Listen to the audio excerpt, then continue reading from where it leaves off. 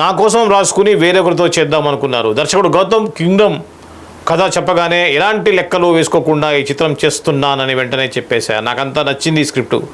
ఈరోజు నా నమ్మకం నిజమైంది. ప్రేక్షకుల నుంచి ఆదరణ లభిస్తుండటం ఆనందాన్ని ఇస్తుంది. నిజానికి దీంట్లో శివ పాత్రకు గౌతమ్ నన్ను దృష్టిలో పెట్టుకునే రాసుకున్నా.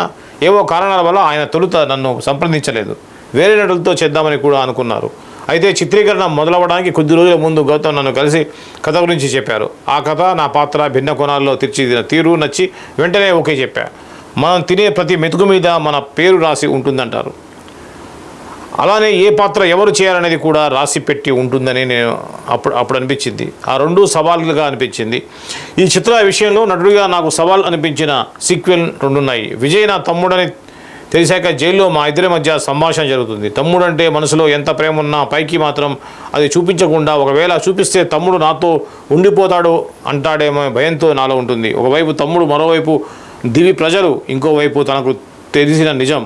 ఇలా పాత్ర చుట్టూ ఎంతో ఎమోషనల్గా దాగి ఉంటుంది. ఆ డ్రామా అంతటిని ప్రభావితంగా పండించడం బాగా సవాల్గా అనిపించింది. అలానే ఈ చిత్ర విషయంలో శారీరకంగా బాగా శ్రమ పెట్టినది మాత్రం క్లైమాక్స్ ఎపిసోడ్. ఇప్పుడు ప్రేక్షకుల నుంచి వస్తున్న ఆదరణ చూశాక నేను పడిన కష్టమంతా మర్చిపోయాను. ప్రమాదాల నుంచి బయటపడ్డా. ఈ సినిమాలో బోట్ సీక్వెల్ ప్రేక్షకుల నుంచి చక్కటి ఆదరణ లభిస్తోంది. మేము ఆ ఎపిసోడ్ కోసం చాలా కష్టపడ్డాం. నిజానికి నాకు బోట్ నడపడం రాదు, కానీ నన్ను నమ్మి విజయ్ బోట్లో కూర్చోవాలి. ఆ నీటి ప్రవాహానికి తగ్గట్టుగా నేను దాన్ని నడపాలి. కాకపోతే దాన్ని కుడివైపు తిప్పితే ఎడమవైపుకు, ఎడమవైపు తిప్పితే కుడివైపుకు వెళ్తుంది. దీంతో తొలుత బోట్ నడపడానికి చాలా భయపడ్డా.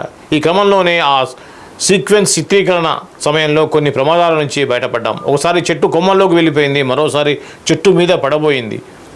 దీంతో బాగా ప్రాక్టీస్ చేసి విజయవంతంగా బోట్ నడిపా.